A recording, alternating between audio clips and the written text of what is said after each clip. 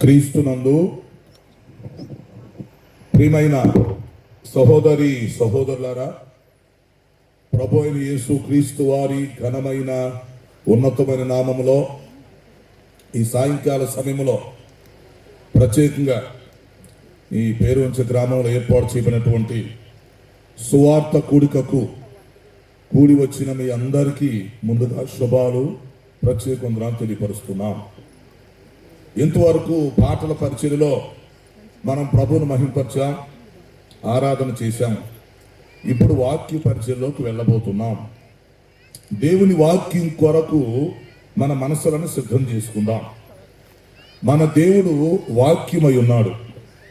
వాక్యము ద్వారా ఆయన మనుషులతో మాట్లాడే పద్ధతి కలిగి ఉన్నాడు. కాబట్టి ఈరోజు దేవుడు తన వాక్యము ద్వారా మనందరితో మాట్లాడాలని ఆశిస్తూ వాక్యం కొరకు మనం ఎదురు చూద్దాం. ఈ రాత్రికాల సమయంలో ఈ విధంగా మీతో కలిసి సహవాసం కలిగి ఉండటానికి, వాక్య పరిచర్య చేయటానికి దేవుడు నాకు ఇచ్చిన శ్రేష్టమైన అవకాశం కొరకు ముందుగా నేను దేవునికి స్తుతులు చెల్లిస్తూ ఉన్నాను. తర్వాత దైవ సేవకులకు, కుటుంబానికి, స్థానిక సంఘానికి నేను ప్రత్యేక వందనం తెలియపరుస్తున్నాను. తర్వాత ఈరోజు సభ అధ్యక్షుల వారికి, విచ్చేసిన దైవ సేవకులు, ఆయా సంఘాల నుంచి వచ్చిన విశ్వాసులు, ఈ గ్రామస్తులు అందరికి కూడా నేను ప్రత్యేక వందనాలు తెలియపరుస్తూ ఉన్నాను. ప్రియులారా, గమనించండి, ప్రతి గురువారం ఉదయం 6 గంటలకు ఆరాధన టీవీలో వర్తమానాలు వస్తున్నాయి. ఆ కార్యక్రమాలు మీరు చూడొచ్చు, ఆత్మీయంగా బలపరచబడవచ్చు. యేసుక్రీస్తు రెండవ రాకడ వర్తమానాలు కొన్ని సంవత్సరాల నుంచి అందిస్తున్నాం. ప్రత్యేకంగా ఈ సంవత్సరం ప్రారంభం నుండి ప్రకటన గ్రంథం సీరియల్గా మాట్లాడుతూ ఉన్నాను. ఈ అంచె దినాల్లో ప్రకటన గ్రంథ వ్యాఖ్యానం చేయటం అవసరమని ఆలోచన చేసి మాట్లాడుతూ ఉన్నాను. కాబట్టి టీవీ ప్రోగ్రాన్ని మీరు ఉపయోగించుకోండి, ఆత్మీయంగా బలపరచబడండి. అలాగే క్రీస్తు రాకడ ధ్వని యూట్యూబ్ ఛానల్ని మీరు సబ్స్క్రైబ్ చేసుకోండి. మీకు తెలిసిన వాళ్ళకి షేర్ చేయండి. ఈ ఛానల్ మీకు ఉపయోగపడాలని ఆశిస్తున్నాం. క్రీస్తు రాకడ ధ్వని ఈ ఛానల్ ఆధ్యాత్మిక ఛానల్ మీ అందరికి సహాయపడుతుందని ఆశిస్తున్నాం. ఓకే, మనము దేవుని వాక్యములోనికి వెళ్ళబోతున్నాం. మరి వాక్యములోనికి వచ్చే ముందు మిమ్మల్ని ప్రోత్సహించడానికి క్లుప్తంగా నా సాక్ష్యాన్ని కూడా కొన్ని మాటలు మీకు తెలియపరుస్తాను. సాక్ష్యం అంతా చెప్పడానికి సమయం ఉండదు, కానీ సమయాన్ని బట్టి, సందర్భాన్ని బట్టి క్లుప్తంగా నా సాక్ష్యంలో అక్కడక్కడ కొన్ని మాటలు చెప్పి ఆ తర్వాత నేను వాక్య సందేశంలో కూడా వస్తాను. సో ఈరోజు సాక్ష్యం ప్లస్ వాక్యం కలిపి ఉంటుంది. అయినను మనం సమయాన్ని బట్టే చక్కగా ముగించుకోవడం జరిగింది. సో దేవుని వాక్యం కొరకు మీ మనసులను సిద్ధం చేయండి.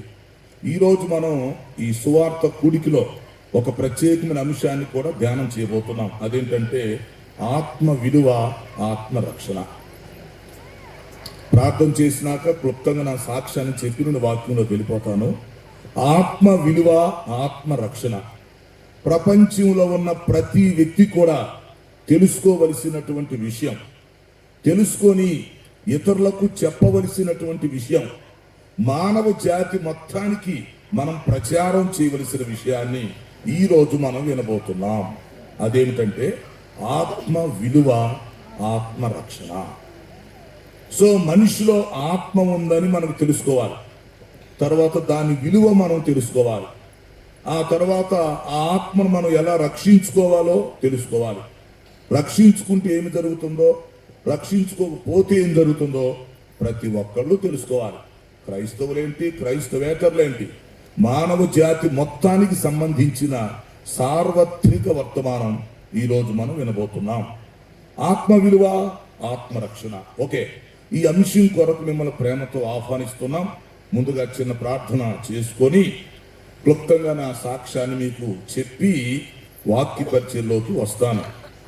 అంటే మిమ్మల్ని ప్రోత్సహించడానికి సాక్ష్యం కూడా కొంచెం గుర్తు చేస్తే మంచిదని కోరారు. అది కూడా మంచి ఆలోచన. కొంతమంది పాట ద్వారా మారేవాళ్ళు ఉంటారు, కొంతమంది సాక్ష్యం ద్వారా మారేవాళ్ళు ఉంటారు, వాక్యం ద్వారా మారేవాళ్ళు ఉంటారు. ఏ వ్యక్తి ఎలా మారతాడో మనకు తెలియదు. దేవుడు ఏ వ్యక్తిని ఎలా పట్టుకుంటాడో అది దేవుడికి తెలుసు. కాబట్టి చక్కగా మన వంతు ప్రయత్నాన్ని మనం జరిగించాలి. ఓకే, ప్రార్థన చేద్దాం. ప్రార్థన ప్రార్థన. పరిశుద్ధుడు అయిన మా తండ్రి, జీవాధిపతి, మీ ఘనమైన పాదాలకు స్తుతి స్తోత్రాలు చెల్లిస్తున్నాం. ఈ 2026 సంవత్సరంలో ఫిబ్రవరి మాసం 17వ తేదీ పేరువంచు గ్రామంలోనైనా ఏర్పాటు చేయబడినటువంటి ప్రత్యేక సువార్త సభ కొరకు ముందుగా మీకు స్తుతులు చెల్లిస్తున్నాం. ఇంతవరకు పాటల పరిచర్యలో ఆరాధనలు నడిపించినందుకు ఈ కొందనాలు. ఇప్పుడు క్లుప్త సాక్ష్యం అలాగే వాక్య పరిచర్యలో కూడా నడిపించమని మనం చేస్తున్నాం. ఈరోజు ఆత్మ విలువ, ఆత్మ రక్షణ, ఈ అంశాన్ని గురించి మేము తెలుసుకోబోతున్నాం. సహాయం చేయండి. ప్రతి ఒక్కరూ తన ఆత్మ విలువ గురించి తెలుసుకొని ఆత్మను రక్షించుటకు, రక్షణ పొందుటకు, అనేకులను రక్షించుటకు కృప అనుగ్రహించమని మనం చేస్తున్నాం. ప్రభువా, మీ దాసులను, కుటుంబాన్ని దీవించండి. వారు 2 స్థలాల్లో జరిగిస్తున్న పరిచర్య అద్భుతంగా జరిగించమని కోరుతున్నాము. ఈ పేరువంచి ప్రాంతంలో గొప్ప ఉద్యమాన్ని తీసుకురమ్మని మనం చేస్తున్నాము. ఇప్పుడు మీ వాక్యము ద్వారా మాతో మాట్లాడి మమ్మలను బలపరచండి, మహిమ తెచ్చుకోమని యేసు పరిశుద్ధ నామములో అడుగుచున్నాను తండ్రి, ఆమేన్. ఓకే ప్రియులారా, మంచిది. కూడి వచ్చిన మీ అందరికి మరొకసారి శుభాలు, ప్రత్యేక వందనాలు తెలియచేస్తూ మిమ్మల్ని వర్తమానం కొరకు ఆహ్వానిస్తున్నాం. ఈరోజు మన ధ్యానాంశం ఏంటి చెప్పండి? ఆత్మ విలువ, ఆత్మ రక్షణ. అది ముందు ఆత్మ విలువ గురించి తెలుసుకొని ఆ తర్వాత ఆత్మ రక్షణ గురించి మనం తెలుసుకోవాలి. రైట్. దానికి ముందు క్లుప్తంగా నా సాక్ష్యాన్ని మీతో పంచుకుంటాను. వాస్తవానికి నా సాక్ష్యం చాలా పెద్దది. నా సాక్ష్యాన్ని ఓ చిన్న పుస్తకం రూపంలో తయారు చేయాలని కూడా ఆలోచిస్తున్నాం. ఇది అనేక మంది జీవితాలను తప్పనిసరిగా ప్రభావితం చేస్తుందని నమ్ముతున్నాం. సో కాబట్టి సాక్ష్యాన్ని క్లుప్తంగా మీతో పంచుకుంటాను. నా పేరైతే ఐజయా. నేనైతే మరి ప్రకాశం జిల్లాలో ఇప్పుడు బాపట్ల జిల్లా అయింది, చీరాల దగ్గర కారంచేడులో జన్మించడం జరిగింది. కారంచేడు. నేను ఒక నామకార్థ క్రైస్తవ కుటుంబంలో జన్మించాను. నేను పుట్టినప్పటి నుంచే కళ్ళు లేకుండా అంధుడుగా పుడటం జరిగింది. నేను పుట్టిన తర్వాత ఒక 3 రోజులు కళ్ళు కూడా తెరవలేదట. ఇంకా ఆ తర్వాత కళ్ళు తెరిసిన దగ్గర నుంచి కళ్ళు కనిపించడం లేదు. సో మా ఇంట్లో అందరికి బాగానే ఉంది, నేను ఒక్కడినే ఇలాగ అంధుడుగా పడటం జరిగింది. నేను చిన్న వయసులో ఉన్నప్పుడు మొదట్లో నాకు కళ్ళు లేవన్న సంగతి కూడా మా ఇంట్లో వాళ్ళకి తెలియదు. నేను బాగానే ఉన్నాను అనుకుంటున్నారు వాళ్ళు, ఎందుకంటే కళ్ళు చూడటానికి బాగానే కనిపిస్తున్నసరికి బాగానే ఉన్నాళ్ళే అనుకుంటున్నారు. కొన్ని నెలలు గడిచిన తర్వాత నేను కొంచెం అటు ఇటు తమ్ముడుకుంటునేసరికి అప్పుడు అర్థమైంది, ఒరే కళ్ళు లేవని. అంటే నేను పుట్టినప్పుడు కూడా వాళ్ళకి కళ్ళు లేవని తెలియదు.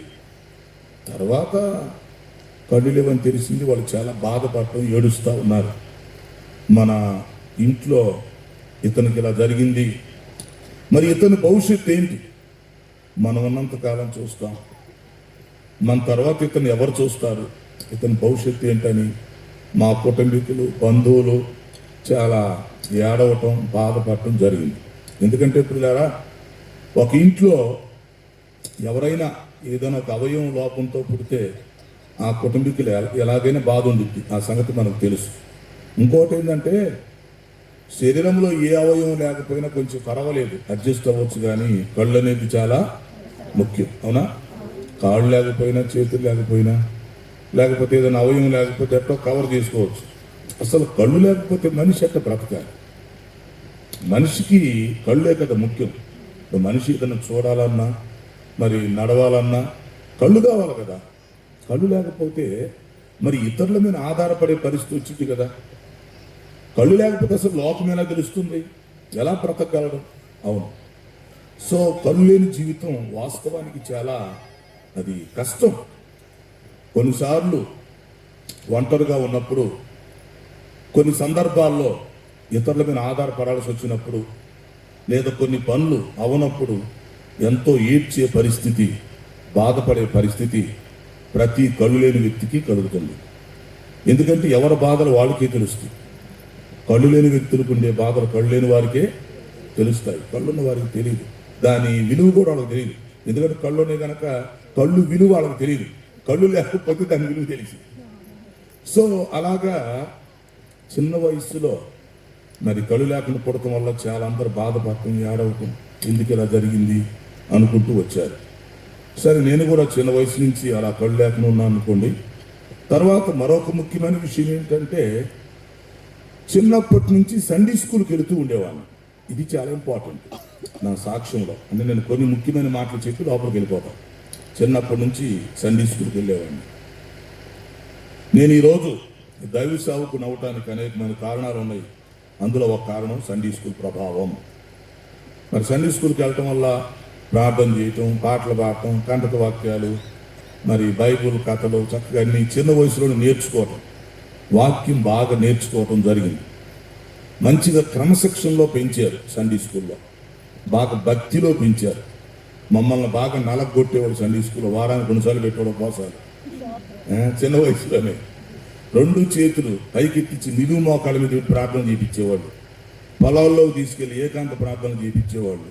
అంటే చిన్న వయసు నుంచి బాగా నలగొట్టి భక్తిలో క్రమశిక్షణలో పెంచడం జరిగింది. సో మొత్తానికి చిన్నప్పటి నుంచి కళ్ళు లేకుండా పుట్టాను అనుకోండి, అది చాలా బాధాకరమైన విషయం. తర్వాత సండే స్కూల్ ప్రభావం కొంత పడింది. చిన్నప్పటి నుంచి అన్ని బాగా నేర్చుకుంటూ ఉన్నాను. ఆ తర్వాత మరొక విషయం ఏం చెప్పాలంటే, నాకు పేరు పెట్టేటప్పుడు కూడా ఒక ప్రవచనం వచ్చింది. అడుగడుగున దేవుని కృప ఉంది.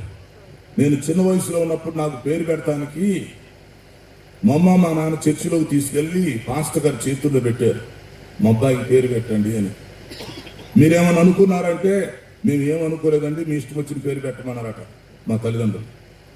పాస్టర్ గారు కూడా టైంకి గుర్తురాలంటే ఏం పేరు పెడదామని. అంటే ఏదో ప్రేరేపణ రావాలి కదా. ఆయన కూడా గుర్తు నాకు ఏం పేరు పెడదామని ఆలోచిస్తా. అప్పుడు నేను చిన్నపిల్లని, నా చేతికి బైబుల్ ఇచ్చి బైబుల్ తీపిచ్చాడంట. ఏమొచ్చిందో చూద్దాం. 3 సార్లు యెషయా గ్రంథం వచ్చిందంట. బైబిల్ తీపిస్తే నాతో 3 సార్లు యెషయా గ్రంథం వస్తే ఆ పాస్టర్ గారు ఆశ్చర్యపోయి ఆయన పరిశుద్ధాత్మతో ప్రవచనం చెప్పాడు అన్నమాట. ఇది చాలా ఆశ్చర్యంగా ఉందండి, ఇది గొప్ప వింతగా ఉంది. తల్లిదండ్రులు మీరు ఏం పేరు పెట్టాలో మీరు అనుకోలేదు, ఏం పేరు పెడదామో నాకు గుర్తు రాలేదు టయానికి. ఇతనితో బైబిల్ తీపిస్తే 3 సార్లు యెషయా గ్రంథం వచ్చింది. ఏంటి? బైబిల్లో గొప్ప ప్రవక్త యెషయా. కాబట్టి ఇతడు భవిష్యత్తులో కళ్ళు లేవని మీరు బాధపడదాకండి. దేవుడు ఇతను పట్లేదో ప్రణాళిక కలిగి ఉన్నాడు. భవిష్యత్తులో దేవుడు ఇతన్ని బలంగా వాడుకుంటాడు. దేవుడు నాకు బయలుపరుస్తున్నాడు.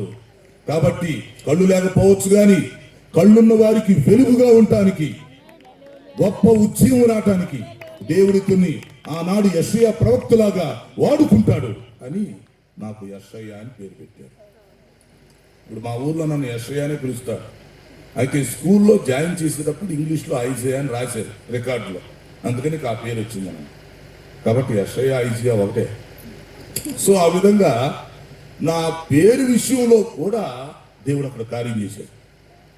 తర్వాత ఇంకొక అద్భుతం ఏంటంటే ప్రియులారా, నేను 10 సంవత్సరాల వయసులో ఉన్నప్పుడు ఒకరోజు మా నాయనమ్మ దగ్గర కొనుక్కున్నాను, దుప్పటి కప్పుకొని ఉన్నాను. గొప్ప వెలుగు కనిపించింది.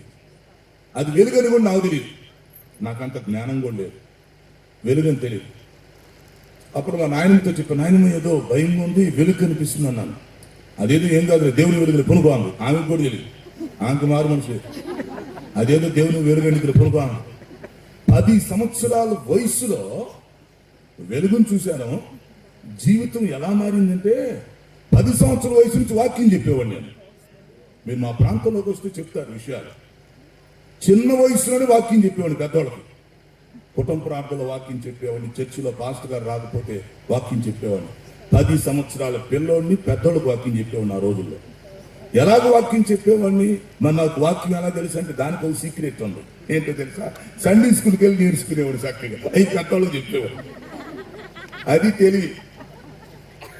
సండే స్కూల్లో బాగా నేర్చుకొని బాగా గుర్తుపెట్టుకొని దాని యొక్క సారాంశాన్ని, నీతిని పెద్దోళ్ళకి వాక్యం రూపంలో చెప్పేవాడిని. చాలా ఆశ్చర్యపోయేవాళ్ళు.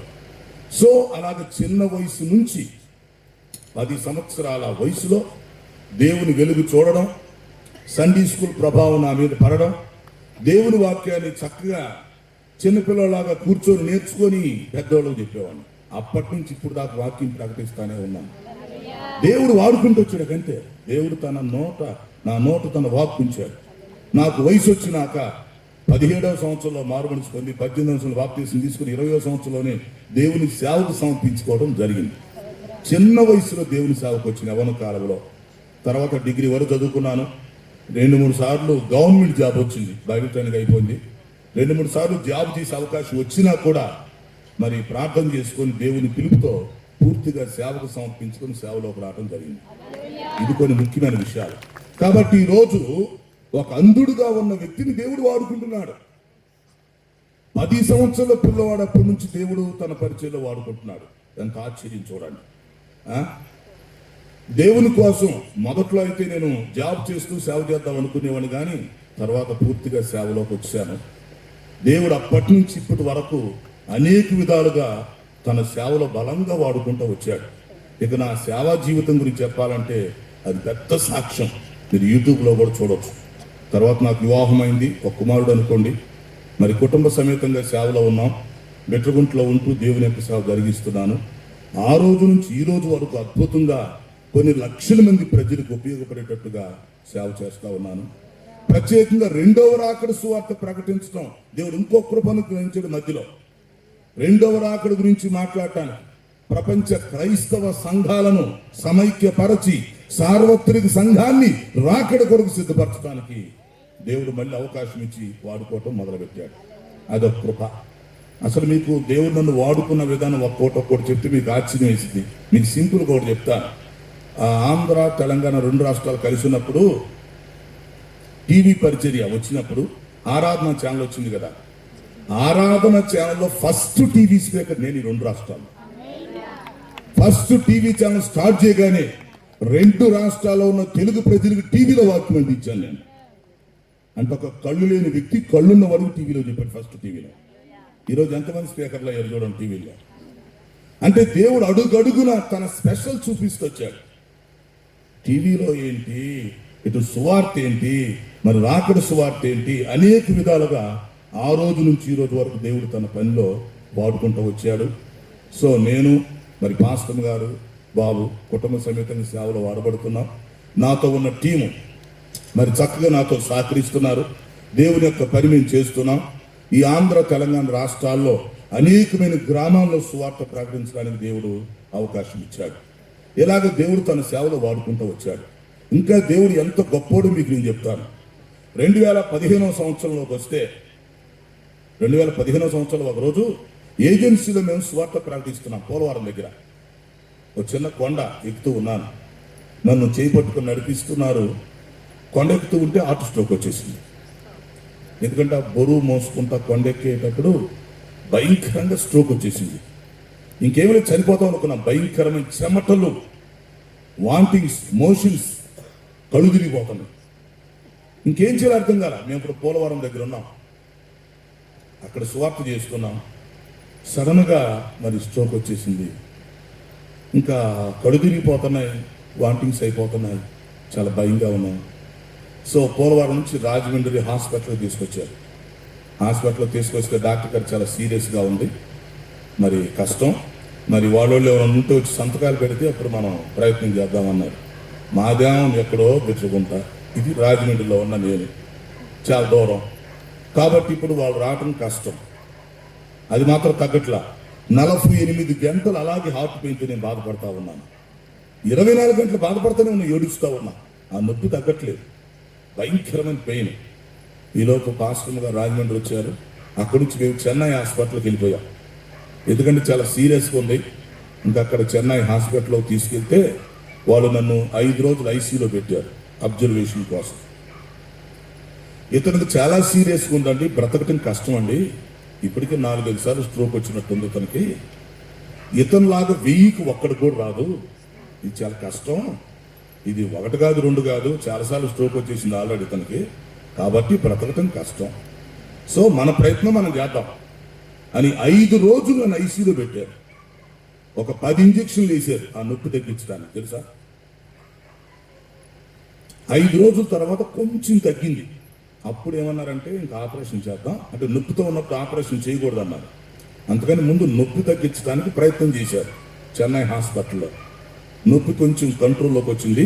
ఇప్పుడు ఆపరేషన్ చేస్తారు, రేపు ప్రొద్దున్నే ఆపరేషన్ థియేటర్లోకి వెళ్ళాలి. ఈరోజు సాయంత్రం నేను ప్రార్థన చేసుకుంటున్నాను, ప్రభువా చిన్న వయసులో నన్ను పిలుచుకున్నావు, నువ్వు కళ్ళు లేకుండా పుట్టాను, చిన్న వయసులో పిలుచుకున్నావు, ఎన్నో సంవత్సరాల నుంచి నీ సేవ చేస్తున్నాను, పైగా 2వ రాకడ సువార్త ప్రకటించడానికి ప్రత్యేకంగా కృపిచ్చావు, బోర ఓదాలి కృపిచ్చావు, కొన్ని సంవత్సరాల నుంచి నీ పని చేస్తున్నాను, మరి ఇప్పుడు ఆపరేషన్ చేయాలంటున్నారు. అయినా ఆపరేషన్ అవసరమా? నువ్వు నిజమైన దేవుడు కదా, ఓ పని చెయ్యి, స్వస్థపరిస్తే స్వస్థపరచు, లేకపోతే తీసుకో, ఈ రెంట్లో ఏదో ఒకటి చేసుకో. ఆపరేషన్ ఎందుకు? అది సక్సెస్ అవ్వచ్చు, ఫెయిల్ అవ్వచ్చు, చెప్పలేం. కాబట్టి నాతో నీకు పని ఉంటే, నన్ను నీవు సాక్షిగా నిలబెట్టుకోవాలనుకుంటే, నీవు మహిమ తెచ్చుకోవటానికి నన్ను స్వస్థపరచుకో. నేను బ్రతికున్నంతకాలం సాక్ష్యం చెప్తా, ఇంకా సువార్త ప్రకటిస్తా, అనేక మందికి కళ్ళు తెరవబడతాయి. కాబట్టి నన్ను నువ్వు బ్రతికించుకో. లేదు తీసుకుంటానంటావా, తీసుకో, పరలోకం వచ్చేస్తా, మీ ఇష్టం ప్రభా, నేను నీ చేతిలో మట్టిని, కాబట్టి మీరు ఏమైనా చేసుకోండి, మీ ఇష్టం అని బెడ్ మీద ఉండి ఏడుస్తూ ప్రార్థన చేసుకున్నాను. ఎందుకు తెలుసా? కొంచెం నొప్పి తగ్గింది, రేపు పొద్దున్నే ఆపరేషన్ థియేటర్లోకి వెళ్ళాలి, కొంచెం తగ్గింది. సో ప్రార్థన చేసుకున్నాను. ప్రొద్దున్నే డాక్టర్ గారు వస్తే చెప్పాను, సార్ నేను సిద్ధపడలేదండి, మళ్ళీ వస్తానండి అన్నాను. ఆయన నవ్వుతూ, నాయన చాలా సీరియస్గా ఉంది, మళ్ళీ వచ్చేది ఏంటి, నువ్వు చనిపోతావయ్యా, చాలా కష్టం, కాబట్టి మా ప్రయత్నం చేస్తున్నాం, కుదరదన్నాడు. లేదండి నాకు కొంచెం తగ్గిందండి, మళ్ళీ వస్తానని చెప్తున్నా. నేను వాళ్ళని పంపలేదు. చాలాసేపు బ్రతిమలాడి ఏడ్చి నేను మళ్ళీ వస్తానని చెప్పి 2015వ సంవత్సరంలో, గుర్తుపెట్టుకోండి, ఆపరేషన్ థియేటర్లోకి వెళ్లాల్సిన వ్యక్తి నాకొద్దు, దేవుడు నన్ను స్వస్థపరుస్తారని చెప్పి చెన్నై హాస్పిటల్ నుంచి బయటకు వచ్చాను.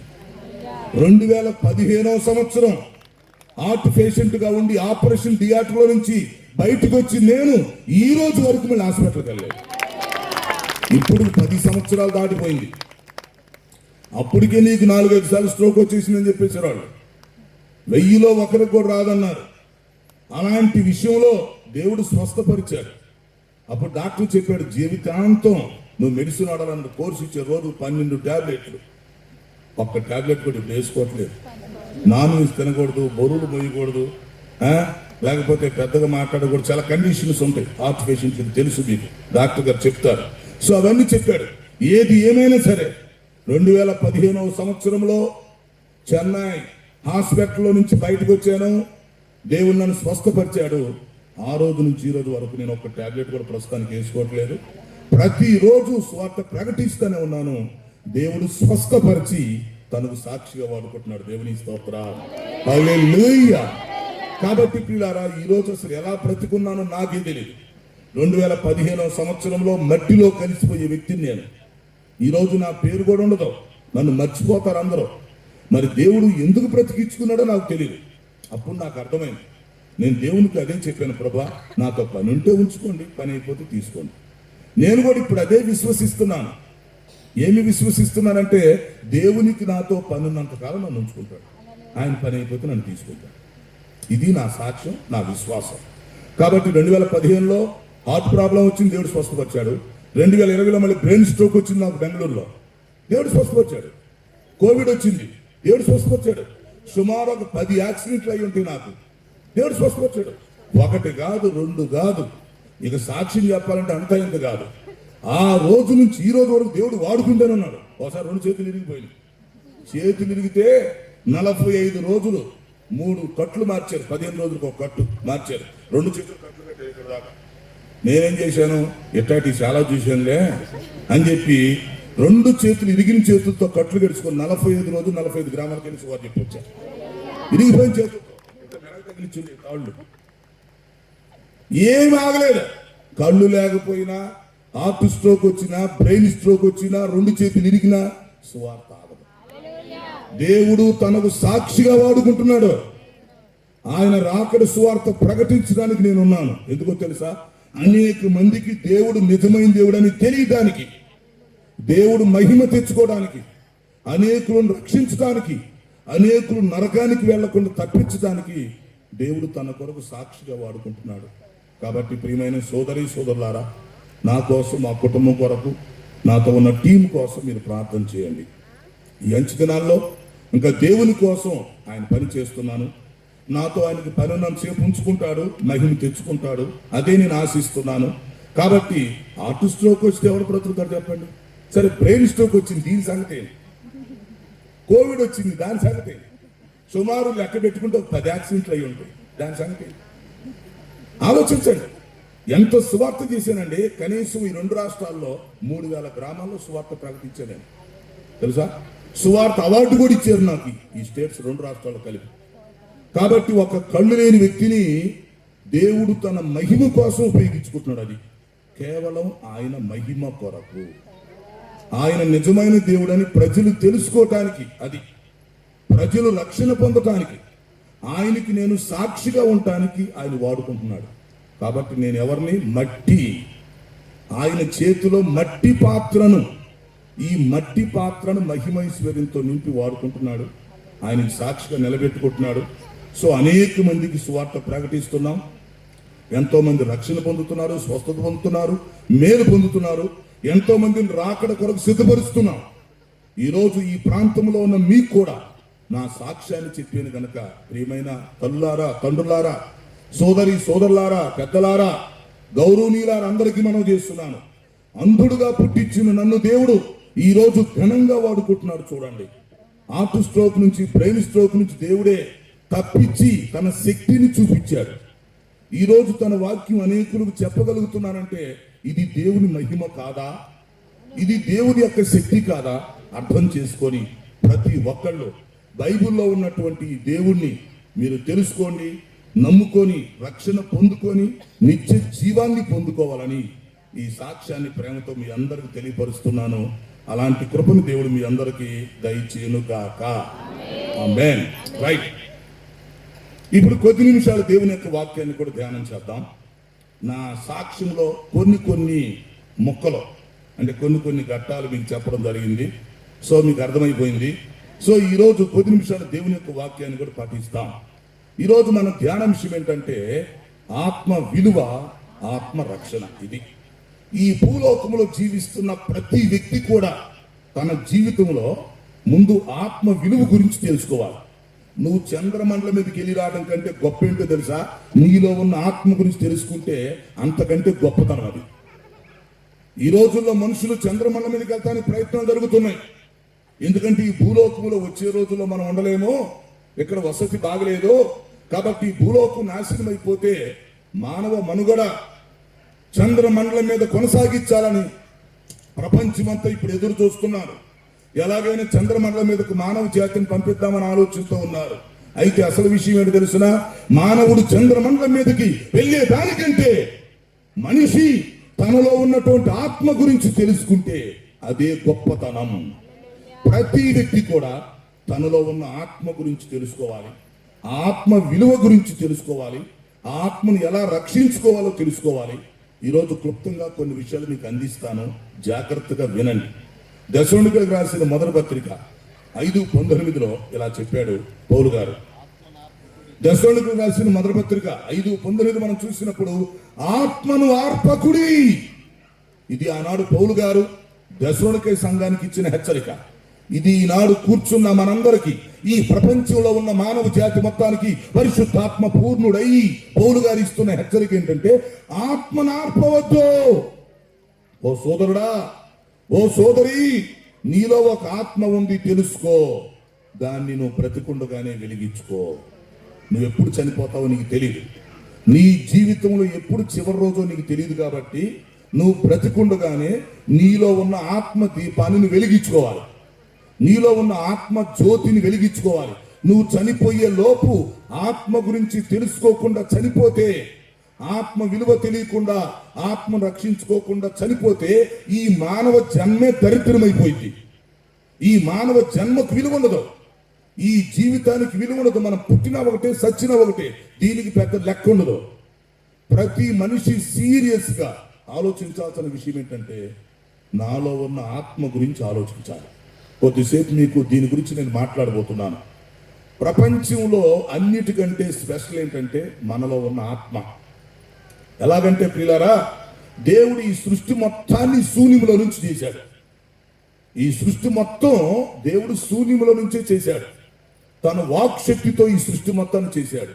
భూమి, ఆకాశం, సూర్యచంద్ర నక్షత్రాలు, అలాగే మనుషులు, జీవరాశులు, దేవదూతలు, వృక్షాలు, మొత్తం ఒకటేంటి రెండేంటి, ఈ సృష్టి మొత్తం కూడా శూన్యములో నుంచి వచ్చింది. దేవుడు తన వాక్ శక్తితో సృష్టించాడు. అంతవరకు బాగానే ఉంది. అయితే ఒక విచిత్రమైన విషయం ఏంటంటే, దేవుడు సృష్టించని వస్తువు ఒకటి ఉంది ఈ సృష్టిలో. సృష్టి అంతా దేవుడే చేశాడు. పరలోకం దేవుడు చేశాడు, భూలోకం చేశాడు, ఈ మానవుని చేశాడు, ఆ దేవదూతలను చేశాడు, ఈ పంచభూతాలు చేశాడు, అంతా దేవుడే చేశాడు. దేవుడు సృష్టించని ఒక వస్తువు ఉంది ఈ సృష్టిలో, అది ఆత్మ. ఆత్మ అనేది దేవుడు సృష్టించలేదు, గుర్తుపెట్టుకోండి. ఆత్మ అనేది ఈ సృష్టిలో ఒక స్పెషల్. ఇది దేవుడు సృష్టించలేదు. మరి ఎలా వచ్చింది? దానంతటికి అది వచ్చిందా? రాలేదు. ఎవరన్నా సృష్టించారా? లేదు.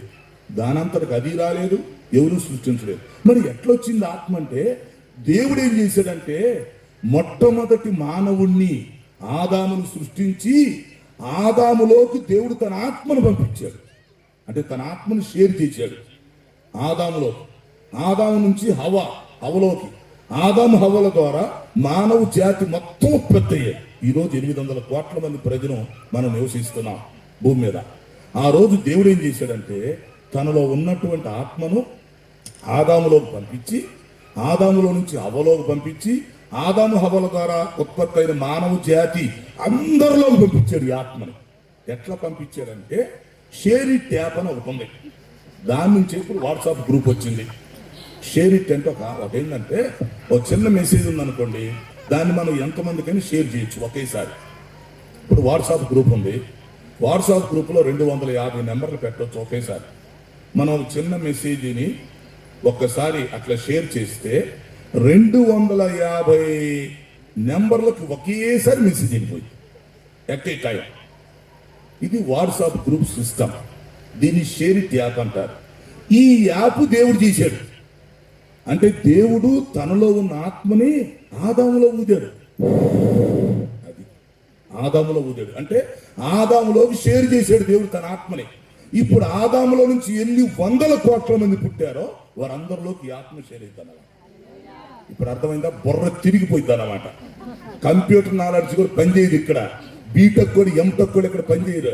ఏ ఏళ్ళు వచ్చి ఇక్కడ కూర్చోవాలి. బైబుల్ నాలెడ్జి దెబ్బకి ఏది పనిచేయదు. సో ఇప్పుడు ఆత్మ అనేది ఎట్లొచ్చిందంటే, అది షేర్ ఇట్. అది ఆత్మ దేవుడిలో ఉంది. దేవుడు ఆత్మయ్య ఉన్నాడు. ఆత్మను దేవుడు సృష్టించలేదు. దానంతరకు అది రాల. దేవుడు ఏం చేశాడు? మట్టితో మనిషిని చేశాడు. ముందు ఆదాముని, తర్వాత ఆదాము ప్రకటన హవ్వను చేశాడు. తర్వాత వాళ్ళిద్దరిని భార్యాభర్తలుగా ప్రకటించి పెళ్లి చేశాడు. వారిద్దరి ద్వారా మనం పుట్టాం. మానవ జాతి మొత్తం ఉత్పత్తి అయింది. ఆదాము హవ్వల ద్వారా మానవ జాతి మొత్తం వచ్చేసారు. అయితే ఇప్పుడు దేవుడు చేసిన పని ఏంటంటే, తనలో ఉన్నటువంటి ఆత్మని మనిషిలోకి పంపించాడు. అసలు చూడండి, ఒక ఆదాములోకి అది ఊస్తే అది షేర్ అయిపోయింది అన్నాడు అందరిలోకి. ఆదాము సంతానముగా ఎన్ని 100 కోట్ల మంది, ఎంతమంది ప్రజలు భూమి మీదకి వస్తున్నారో వారందరిలోకి ఆత్మ షేర్ అయిపోయింది. దేవునికి స్తోత్రం. అందుకని ఆదికాండం 2:7 ఏం చెప్తుందంటే, నరుని నాసిక రంధ్రములలో దేవుడు జీవవాయువును ఓదగా నరుడు జీవాత్మ. అది ఆత్మ. నరుడి నాసికా రంధ్రాల్లో దేవుడు జీవవాయువుని ఊదాడు. చూసారా?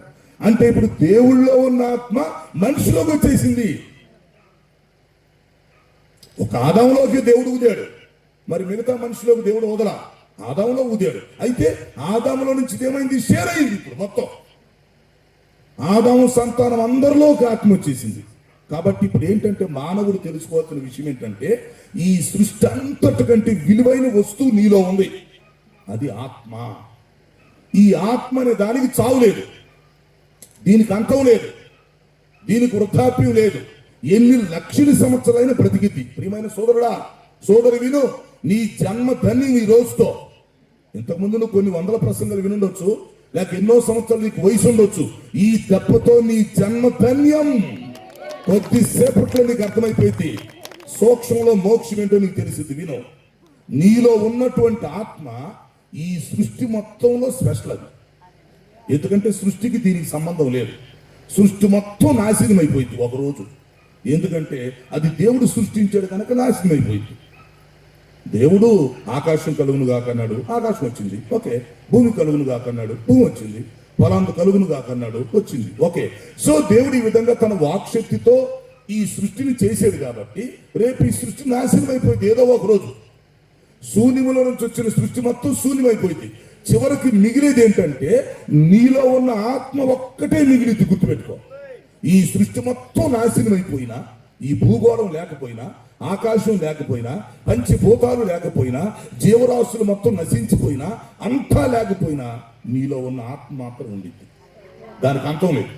ఇది తెలుసుకోదు గొప్పతనం. ఎందుకు దానికి అంతం లేదంటే అది దేవుళ్ళ నుంచి వచ్చింది. ఇప్పుడు అది సృష్టించబడింది అనుకోండి, అది కూడా నాశనం అయిపోయింది. కానీ అది దేవుళ్ళ నుంచి వచ్చింది కాబట్టి దేవుడు ఎలాగ చిరంజీవో, దేవుడు ఎలాగ శాశ్వత కాలం జీవిస్తాడో మనలో ఉన్న ఆత్మ కూడా అలాగే జీవిస్తుంది. అది ఇప్పుడు ప్రపంచానికి మనం తెలియపరచాలా. నువ్వు వయసు ఎంతో కాదు, ఇది తెలుసుకో. నీలో ఉన్నటువంటి ఆత్మ దేవుళ్ళో నుంచి నీకు షేర్ అయింది. సో దేవుని ఆత్మ, దేవుడు ఎలాగైతే నిరంతరం లక్షల కోట్ల సంవత్సరాలు బ్రతుకుతాడో, దేవుడికి ఎలాగ చావు అనేది ఉండదో, దేవుడికి ఎలాగ అంతం అనేది ఉండదో, మనిషి చచ్చిపోతాడు కానీ మనిషిలో ఉన్న ఆత్మకు చావు లేదు. మనం ఒక 70 సంవత్సరాలు బ్రతకొచ్చు, 80 బ్రతకొచ్చు, లేక 100 బ్రతకొచ్చు. మనం చనిపోతాం. ఓకే, అంతవరకు ఒప్పుకుందాం. మనం చనిపోతాం. మనల్ని కాల్ చేస్తారు, పూజ చేస్తారు, మన పని అయిపోయింది. కానీ మనలో ఉన్న ఆత్మ సంగతి ఏంటి? ఇది తెలుసుకో. నీ బ్రతుకులో నువ్వేదో సంపాదించడం కాదు. నువ్వు సైంటిస్ట్ అయినా, డాక్టర్ అయినా, యాక్టర్ అయినా, కలెక్టర్ అయినా, మినిస్టర్ అయినా, నీలో ఉన్న ఆత్మ గురించి తెలుసుకోకపోతే నీ జన్మ దరిద్రం అయిపోయింది. మనిషి తెలుసుకోవాల్సింది ఇది, తనలో ఉన్న ఆత్మ గురించి.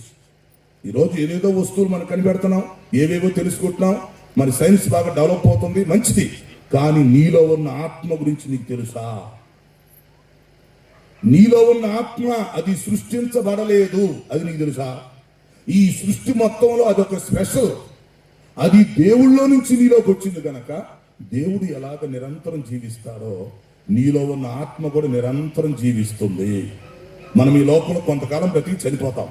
మనం చనిపోయిన వెంటనే ఆత్మ బయటికి వెళ్ళిపోయింది. గుర్తుపెట్టుకోండి, మనం ఏ క్షణంలో చనిపోతామో ఆ క్షణంలో ఆత్మ బయటికి వెళ్ళిపోయింది. అందుకే ఆత్మను ఆరిపోద్దు అన్నాడు. ఇక్కడ మీకు ఒక మాట చెప్తా, చనిపోయాడు.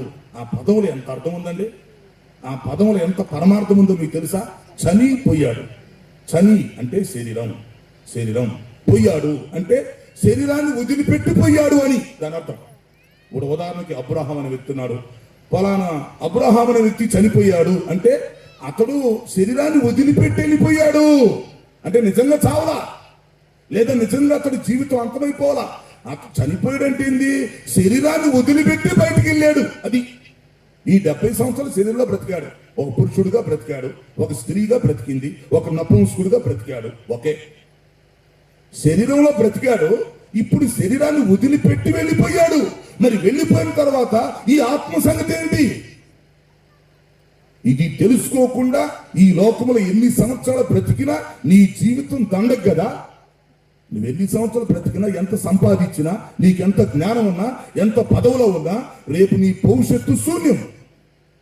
కాబట్టి ఇప్పుడు ఏం చేయాలంటే ఇంటికి వెళ్ళినా కూడా భార్యాభర్తల పిల్లలు కూర్చోవాలి, కూర్చొని మాట్లాడుకోవాలి. రేపైనా అరే ఆత్మ గురించి మనం ఇంత డీటెయిల్గా ఎప్పుడు మాట్లాడుకోలేదు. ఆత్మలో ఇంత మర్మం ఉందా, ఆత్మకి ఇంత విలువ ఉందా అని తెలుసుకోవాలి. మానవుడు చనిపోతాడు, అంతవరకు ఒప్పుకుంటాం. మరి మానవుడు తన శరీరాన్ని వదిలిపెట్టి బయటకు ఆత్మ వెళ్ళిన తర్వాత ఆత్మ సంగతి ఏంటి? అది నువ్వు బ్రతికుండగా తెలుసుకోవాలిగా. నువ్వు ఈ లోకంలో బిజీగా ఉండొచ్చు, నువ్వు పేదోడు అయి ఉండొచ్చు, ధనికుడు అయి ఉండొచ్చు, లేక మినిస్టర్ అయి ఉండొచ్చు, లేకపోతే నువ్వు అనుకున్నదంతా సాధించవచ్చు, తెలివి ఉండొచ్చు. కానీ నీలో ఉన్న ఆత్మ సంగతి నువ్వు గుర్తుపట్టుకో. ఆత్మ విలువ తెలుసుకోవాలి. ఒకడు ప్రపంచం అంతా సంపాదించుకున్న ఆత్మ విలువ తెలుసుకోకపోతే వేస్ట్. అందుకని యేసుప్రభు అన్నాడు, ఒకడు సర్వలోకమును సంపాదించుకొని తన ప్రాణమును పోగొట్టుకుని వాడి ఎడల వానికి ఏమి ప్రయోజనము? అతడు తన ప్రాణములకు ప్రతిగా ఏమి ఇవ్వగలడు అన్నాడు. చూడండి ఎంత అర్థవంతమైన మాట ఇది. ఒకడు సర్వలోకాన్ని సంపాదించుకున్నాడు, ప్రాణం పోగొట్టుకున్నాడు. ఇప్పుడు అతనికి ప్రయోజనం ఏంటి? అతడు తన ప్రాణానికి ప్రతిగా బదులుగా ఏమి ఇస్తాడు? ఏమి ఇవ్వలేడు. అందుకనే ఈ లోకములో ఉండగానే ప్రతి వ్యక్తి కూడా ముందు ఆత్మ గురించి తెలుసుకోవాలి. మనం తెలుసుకొని ఇతరులకు చెప్పాలి. ఒరే నాయన నీలో ఆత్మ ఉందిరా అని చెప్పాలి. ఇప్పుడు జంతువులు ఉంటాయి సార్, జంతువులు పక్షులు ఉన్నాయి, పశువులు, వాటికి ఆత్మ లేదు. వాటికి ఏంటంటే శరీరం ఉంది, ప్రాణం ఉంది. రేపు అవి చచ్చిపోయింది అనుకోండి, ఆ శరీరం మట్టిలో కలిసిపోయింది, ప్రాణం గాలిలో కలిసిపోయింది, ఇంకంతే. కాబట్టి జీవరాశులు లెక్క వేరు. చనిపోయిన తర్వాత వాటికి లైఫ్ లేదు, మళ్ళీ అది బ్రతికేది లేదు, వాటికి లెక్కలు లేవు. బ్రతికినంతకాలం బతికి చచ్చిపోతాయి అంతే. కానీ మనిషి ఎట్ట కాదు. మనిషిని తీసుకొచ్చిన ఒక జంతువుతో సమానంగా పెట్టకూడదు, అది బుద్ధిలేనితనం. మనిషిని తీసుకొచ్చిన ఒక పశువులాగా చేయకూడదు.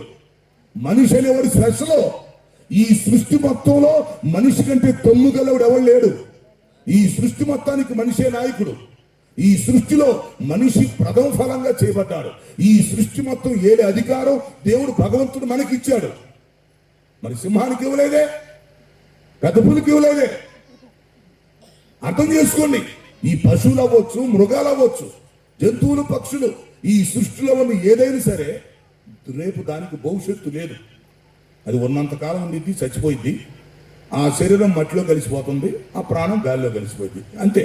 కానీ మనిషి అట్ట కాదు. మనిషిలో దేవుడు ఆత్మను పెట్టాడు. అది నువ్వు అర్థం చేసుకో. ఈ ఆత్మ అనేది దేవుళ్ళలో నుంచి నీలోకి వచ్చింది. అది సృష్టించబడింది కాదు కాబట్టి అంతమయ్యే ప్రసక్తి లేదు. ఎప్పుడైతే మనం చనిపోతామో వెంటనే ఆత్మ బయటకు వెళ్ళిపోయింది ఎక్కడి నుంచి, మీకు తెలుసా? అందుకని మన వాళ్ళు ఏం చేస్తారంటే, వెనకట్లో ఒక ఆచారం ఉండేది. ఒక మనిషి చనిపోయినాక ఆ శవం తల దగ్గర దీపం వెలిగించి పెట్టేవాడు. గుర్తొచ్చిందా మీకు? అవునా? ఇప్పుడు కూడా ఉందా? అదొక ఆచారం అది. అయితే ఆచారంలో కూడా నీతి ఉంది అక్కడ ఒకటి, అది చెప్పాలి. ఇప్పుడు చచ్చిపోయాడు ఆల్రెడీ శవం, ఆ శవం దగ్గర ఒక దీపం వెలిగించి పెడతాడు తల దగ్గర, లేదా క్యాండిల్స్ పెడతాడు, ఏదో జ్యోతి పెడతాడు. అంటే దాని అర్థం ఏంటి తెలుసా? అరే ఈ మనిషి చచ్చిపోయాడు అనుకుంటున్నారు, పిచ్చోడ సావలేదురా, ఆత్మ బ్రతికే ఉందిరా అని చెప్పడం అన్నమాట.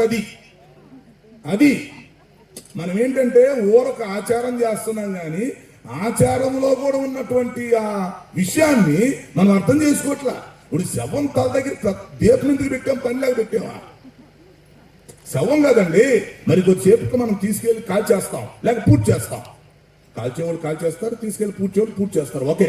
మరి ఇప్పుడు శవం దగ్గర నువ్వు ఎందుకు పెట్టావు ఈ జ్యోతి దీపం అంటే, నాయనా నువ్వు మనిషి చనిపోయాడు అనుకుంటున్నావు, పిచ్చోడు చనిపోలేదురా, నీకు అది శరీరం చచ్చిపోయినట్టు ఉంది కానీ ఆత్మ బ్రతికే ఉందరా, ఆత్మ వెలుగుతుందరా అని, ఆత్మ బ్రతికింది అని చూపించే దానికోసం అక్కడ దీపం వెలిగిస్తాడు.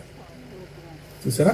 అందుకని చనిపోయినమ్మటే దీపమెట్టు అంటాడు. అంటాడు ఉద్దేశం ఏంటంటే, లోపల ఉన్న ఆత్మకు చావులేదు, అది బయటికి వెళ్ళింది కానీ దానికి చావులేదు. అది ఎన్ని లక్షల సంవత్సరాలు బ్రతికింది, గుర్తుపెట్టుకో. నువ్వు బ్రతికున్నప్పుడు ఆత్మ గురించి తెలుసుకోకపోతే, ఆత్మ దీపాన్ని వెలిగించుకోకపోతే, ఆత్మ విలువ తెలుసుకోకుండా చనిపోతే ఎంత ఘోరం తెలుసా? మనం పుట్టిన 100 సంవత్సరాలు బ్రతికినా వేస్ట్ అన్నమాట. కాబట్టి మానవుడు తెలుసుకోవలసిన సత్యం ఏంటంటే, నీలో ఉన్న ఆత్మ గురించి నువ్వు తెలుసుకో. అందుకని సామెతల గ్రంథంలో ఏం చెప్పాడు తెలుసా? జ్ఞాని అయిన సొలొమోను, నరుని ఆత్మ యెహోవా పెట్టిన దీపం. అది కరెక్ట్. నరుని ఆత్మ అనేది యెహోవా పెట్టిన దీపం. అది దేవుడే తన ఆత్మను మనలో కూదాడు. అది దీపం లాంటిది. మనిషికి చావు లేదు కాబట్టి ఇప్పుడు మానవుడు చనిపోయినాక దీపం వెలిగిస్తున్నాం మనం. మానవుడు చనిపోయాడు అంటే అర్థం ఏంటి? నీ మట్టి శరీరం చచ్చింది అంతే. నీ మట్టి శరీరం అది పదార్థం కాబట్టి అది మట్టిలోకి వెళ్ళిపోయింది, ఓకే. మరి లోపల ఉన్న ఆత్మ సంగతి ఏంటి? ఎప్పుడైతే మానవుడు మరణిస్తాడో వెంటనే, మీరు రేపు చనిపోయినాక మీకు అర్థమైంది, ఇప్పుడు అర్థం కాదులే కానీ రేపు మీరు చనిపోయినాక అప్పుడు నా ప్రసంగం గుర్తొచ్చింది. ఆయన బతికుండా చెప్పాడు కదా ఆయన. అర్థమైందా? మనం చనిపోయినమ్మటిని ఏమైందంటే కొన్ని సెకండ్స్ లో కళ్ళు మూసుకుంటాం, ప్రాణం పోయింది, వెంటనే మనకు భవిష్యత్తు మొత్తం అర్థమైపోయింది తర్వాత. అంటే ఆ సెన్స్ వచ్చింది మనకి. దాన్ని చావు తెలివి అంటారు. అది బ్రతికుండగా చచ్చిపోయే ముందు తెలిసింది, చచ్చిపోయిన తర్వాత కూడా తెలిసింది. అది దాన్ని పెద్దలు చావు తెలివి అన్నారు.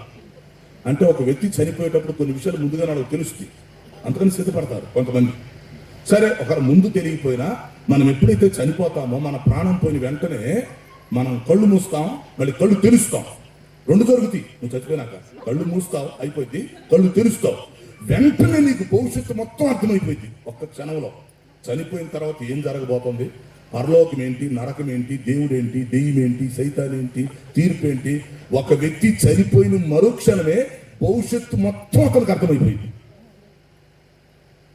అర్థం చేసుకోండి, ఊరక గుడ్డిగా ఉండకూడదు. ఏదో బ్రతుకుతున్నారని బ్రతకూడదు. మనం బ్రతికే బ్రతుకు అర్థం ఉండాలి.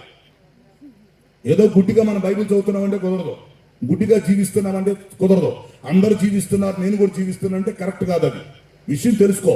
రేపు నువ్వు చనిపోయిన మరు క్షణమే నీ భవిష్యత్తు మొత్తం నీకు అర్థమైపోయింది. ఎందుకంటే ఆ సెన్స్ వచ్చింది అనమాట ఆ టైంలో.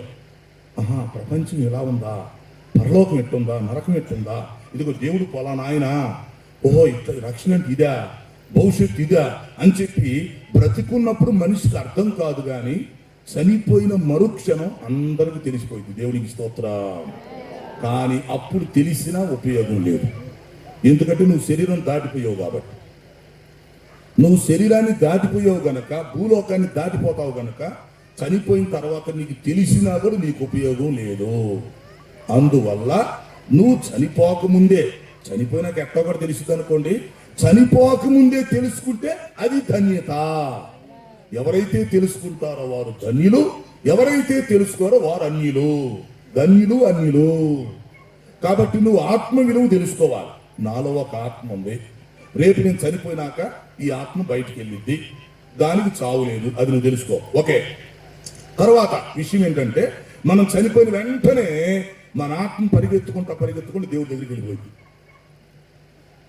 నువ్వెన్ని సంవత్సరాలన్నా బ్రతుకు, ఎప్పుడన్నా చనిపో, నువ్వు చనిపోయిన వెంటనే కళ్ళు తెలుసుకుంటా, భవిష్యత్తు మొత్తం నీకు అర్థమైపోయింది. వెంటనే నువ్వు పరిగెత్తుకుంటా దేవుడి దగ్గరికి వెళ్ళి అక్కడ నిలబడతావు. ఆ విషయం ప్రసంగి 12:7 చెప్పాడు. ప్రసంగి 12:7, మన్నైనది వెనకటి వలనే మన్నైపోవును. అయిపోయింది దాని వ్యవహారం. ఆత్మ దానిని దయచేసినటువంటి దేవుని వద్దకి తిరిగి వెళ్ళిపోతుంది. అంటే మనిషి చనిపోయిన వెంటనే మనమేమి ఇక్కడ శరీరానికి ఏదో అంత్యక్రియలు చేసేస్తాం అనుకోండి. ఇక్కడ కొంతమంది సమాధి చేస్తారు, కొంతమంది కాల్ చేస్తారు. సరే, అంత్యక్రియలు చేసుకుంటాం. మనం ఈలోపు ఆత్మ పరిగెత్తుకుంటా భగవంతుడి దగ్గరికి వెళ్ళిపోయింది. అక్కడికి వెళ్ళి నిలబడిద్ది అన్నమాట. అటెండెన్స్ అక్కడికి వెళ్ళింది. అక్కడికి వెళ్ళి సీరియల్ నెంబర్లో నిలబడింది. అప్పుడు దేవుడు అంటాడు, ఏంటి ఆత్మ, ఎవరు నువ్వు? నేనండి అబ్రహాం ఆత్మనండి. అబ్రహాం నా పేరు. నువ్వెవరు? నా పేరు ఇసాక్ అండి. ఎక్కడి నుంచి వచ్చావు? నేను భూలోకములో పలానా దేశంలో పలానా ఊర్లో నుంచి వచ్చానండి.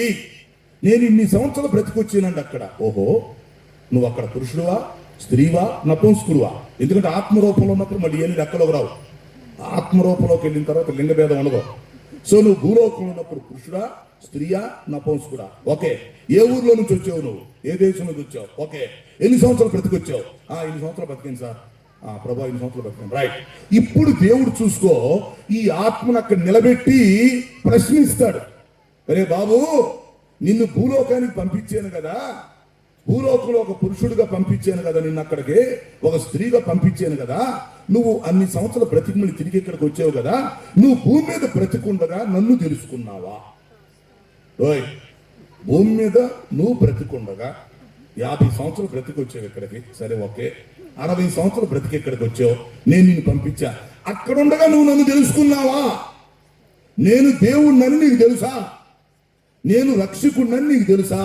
నేను రక్షించడానికి భూమి మీదకి వచ్చానని చెప్పి నువ్వు తెలుసుకున్నావా, విన్నావా? నేను వినలేదు సార్. ఎందుకు విన్నా? విన్నాను సార్. మరి వింటే నమ్మేవా? నమ్మలేదు సార్. ఎందుకు నమ్మలేదు?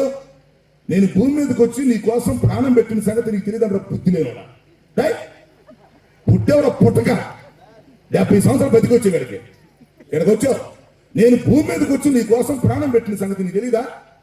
నీ కోసం రక్తం కార్చిన సంగతి నీకు తెలీదా? అక్కడ నేను రక్షించడానికి వచ్చాను, నేను క్షమిస్తానని చెప్పాను, నీ పాపాలు ఒప్పుకోమని చెప్పాను, నీకు తెలీదా? అప్పుడు మనోడికి అప్పుడు దిగితాను వ్యవహారం. అప్పుడు తాగుబోతోడికి మొత్తు దిగినాకుంటే వ్యవహారం. తాగినప్పుడు నా అంతటోడు లేడంటాడు, మొత్తం అంతా పోయినాక అప్పుడు తెలిసింది వ్యవహారం. అట్లాగే దేవుడి దగ్గరికి వెళ్ళి నిలబడినప్పుడు దేవుడు అడిగే ప్రశ్నకి అప్పుడు తెలిసిద్దన్నమాట. ఇప్పుడేమో చెబుతుంది దేవుడికి అర్థం కాదు. కొన్నిసార్లు ఇది మత ప్రచారం అనుకుంటాం, కొన్నిసార్లు మనకెందుకు ఈ గొడవ అనుకుంటాం, కొన్నిసార్లు సచినాలు చూసుకుందామని అనుకుంటాం. కానీ నేను చెప్పేది దయచేసి వినండి, గౌరవనీయంగా చెప్తున్నాను. మనకు జరగబోయే ప్రమాదాన్ని ముందుగానే తెలియపరుస్తున్నాం. రేపు అక్కడ నష్టపోయి ఏడ్చి రొమ్ములు బాదుకుంటూ ఉపయోగం లేదు. మనం చనిపోయిన తర్వాత భవిష్యత్తు మొత్తం మనకు తెలిసింది ఆల్రెడీ. ఇప్పుడు తెలియపోయిన అప్పుడు తెలిసింది. చనిపోయిన తర్వాత మొత్తం దేవుడి దగ్గరికి వెళ్ళి నిలబడాలి, అటెండెన్స్. సో దేవుడు అడుగుతాడు, నేను నిన్ను భూమి మీదకి పంపించాను కదా, మరి అక్కడి నుంచి ఇక్కడికి వచ్చావు కరెక్టే, అక్కడ నువ్వేం చేసి వచ్చావు? ప్రతి ఒక్కడు ఎల్ఆర్ రిపోర్ట్ అప్పగించాలి. ఎల్ఆర్ అంటే లైఫ్ రిపోర్ట్. నీవు నీ జీవితంలో ఏం చేసి వచ్చావో చెప్పు. అసలు ముందు నన్ను తెలుసుకున్నావా, తెలుసుకోలేదా? నన్ను నమ్మేవా, నమ్మలేదా? అక్కడుండగా రక్షణ పొందేవా, పొందలేదా? అక్కడుండగా నువ్వు చేసిన పాపాలను ఒప్పుకున్నావా లేదా, విడిచిపెట్టావా లేదా? మరి అక్కడ నేను నీ కోసం రక్తంగా వచ్చాను కదా, నువ్వు వచ్చి నాకేమైనా సారీ చెప్పావా? నువ్వు వచ్చి నన్ను ఆరాధించావా? నువ్వేమైనా చర్చికి వచ్చావా? లేకపోతే నేను దేవుడిని నీకు తెలుసా? నేను నిన్ను ప్రేమిస్తున్నానని నీకు తెలుసా? మరి ఏం తెలుసుకోకుండా ఏం చేసి వచ్చావు నా భూమి మీద? నువ్వు భూమి మీద ఏం చేసి వచ్చావో చెప్పు. అంటే భూమి మీద వ్యవసాయం చేసుకుని సరిపోయిద్దా? వ్యాపారం చేసుకుని సరిపోయిద్దా? ఉద్యోగం చేస్తే సరిపోయిద్దా? 4 కోట్ల రూపాయలు సంపాదించుకుని సరిపోయిద్దా? ఓ పదవిలో ఉండి సరిపోయిద్దా? నీ కోసం నేను ప్రాణం పెట్టి నిన్ను రక్షించాలని నేను వస్తే, నీ కోసం రక్తం కార్చి నేను వస్తే, నీ పాపాల మొత్తం క్షమించాలని, నిన్ను ఉద్ధరించాలని, నువ్వు చచ్చిపోయిన వెంటనే నీ ఆత్మ నేను మోక్షాన్ని తీసుకురావాలని నేను నీ కోసం భూమి మీదకి వస్తే, నన్ను తెలుసుకోకుండా ఇక్కడ రావడం ఏంటి నానా? ఇదేం పద్ధతి నానా? ఇప్పుడు నీ కోసం నేను భూమి మీదకి వచ్చానుగా, నేనే వెతుక్కుంటూ వచ్చానుగా. బైబిల్ చెప్పినట్టుగా నశించిన దానిని వెదకి రక్షించుటకు మనిషి కుమారుడు లోకములోనికి వచ్చాను. అది. సో నువ్వు నశించిపోతున్నావు గనక రేపు నువ్వు చనిపోయిన వెంటనే నరకానికి వెళ్ళకూడదని, అగ్నిగుండానికి వెళ్ళకూడదని, నువ్వు చనిపోయిన వెంటనే మోక్షానికి రావాలని, నువ్వు తెలుసో తెలియక చేసిన తప్పులు మొత్తం నేను క్షమించాలని నిన్ను వెతుక్కుంటా నేను భూమి మీదకి వచ్చాను కదయ్యా. ప్రతి దేశంలో ప్రతి ఊళ్ళో వెతుక్కుంటూ వచ్చానుగా. నా సేవకులు పంపించాను కదా, సువార్త చెప్పించాను కదా, సాక్ష్యాలు చెప్పించాను కదా, నేను సిలువలో బలైపోయాను కదా, ప్రాణాలు పెట్టాను, రక్తాలు గార్చాను, ఉమ్మేపించుకున్నాను. నీ కోసం ఎలాగైనా నిన్ను రక్షించాలని, ఎలాగైనా నిన్ను క్షమించాలని. ఏదో నువ్వు తెలుసో తెలియక తప్పు చేసి ఉండొచ్చు, తెలిసి చేసి ఉండొచ్చు, తెలియ చేసి ఉండొచ్చు. సరే, మొత్తానికి నిన్ను క్షమించాలని, నిన్ను క్షమించి నీ జన్మని పుణ్యంగా ధన్యంగా మార్చాలని, నీకు మోక్షం ఇవ్వాలని నేను భూలోకానికి వస్తే, నానా అన్ని సంవత్సరాలు బ్రతికి నన్ను గురించి తెలుసుకోకుండా ఉంటావా? ఇది న్యాయమా? అమ్మా, 60 సంవత్సరాలు బ్రతికేవే, బ్రతకటం తెలుసుకున్నావు కానీ నన్ను తెలుసుకోవటం నీకు తెలియదా? సంపాదించుకోవడం తెలుసుకున్నావు, కాపురం చేయటం తెలిసింది నీకు, పిల్లల గంటం తెలిసిందే, ఇంట్లో పనులు చేసుకోవడం తెలిసిందే, అన్నీ తెలిసిందే. నీ లోపల ఆత్మ గురించి తెలియదా? నీకు ఆత్మ గురించి తెలియదా? మరి నిన్ను రక్షించడానికి నేను రక్షకుడిగా వచ్చానని తెలియదా? మరి 60 సంవత్సరాల్లో ఏదో ఒక రోజు నన్ను తెలుసుకోవాలిగా నువ్వు. ఒకరోజు కాకపోయినా ఒకరోజైనా ఏదో ఒక రోజు నన్ను తెలుసుకోవాలిగా నువ్వు. ఇంతకాలం తెలుసుకోకపోవటం ఏంటి? ఇంతకాలం నమ్మకపోవటం ఏంటి?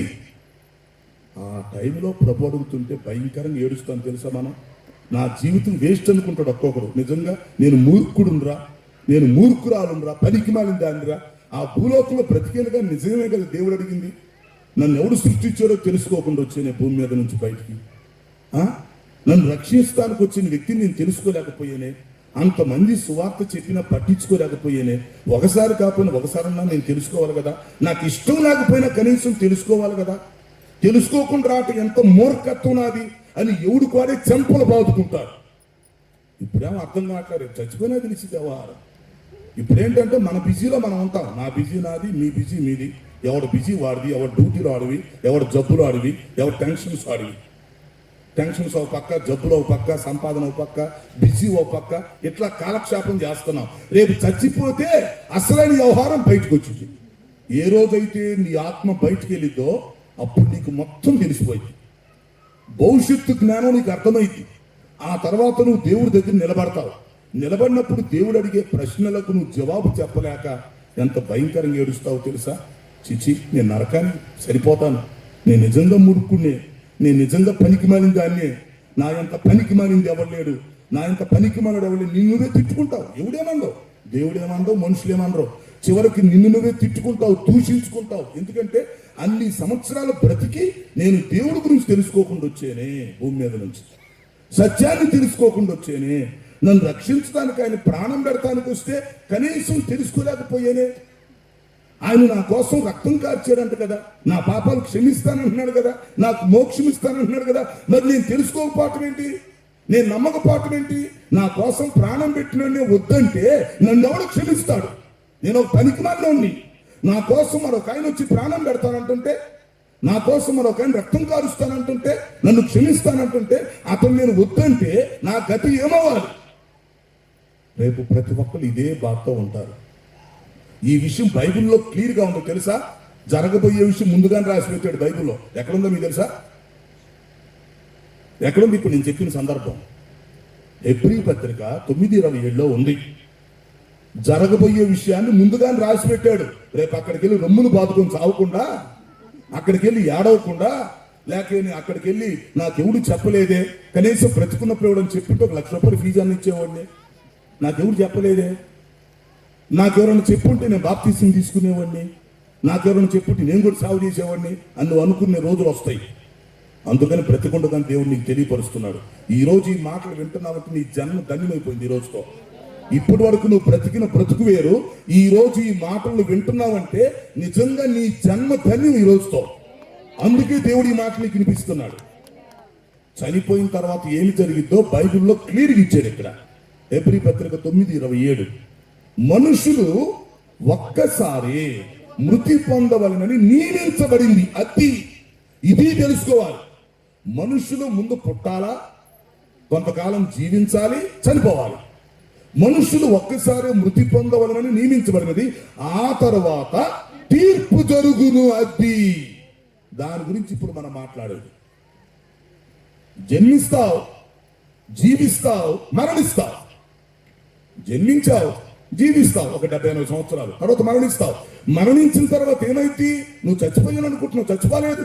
కొంతమంది అంటారు దుమ్ములో దుమ్ము అయిపోతాం, గాలిలో గాలి అయిపోతాం, మట్టిలో మట్టి అయిపోతాం. పిచ్చి మాటలయ్యి.